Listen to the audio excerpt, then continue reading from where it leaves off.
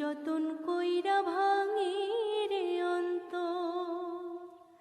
অচেনা এক জংলার পাখি যতন কইরা বুকে রাখছি, বুকের পাজর ভাঙা সে যে সাজায় অন্যের ঘর রে, সাজায় অন্যের ঘর। মানুষ বড়ই স্বার্থপর রে, বড়ই স্বার্থপর। বুকের মাঝে জায়গা দিলে যতন কইরা ভাঙে রে অন্তর। বুকের মাঝে জায়গা দিলে যতন কইরা ভাঙে রে অন্তর।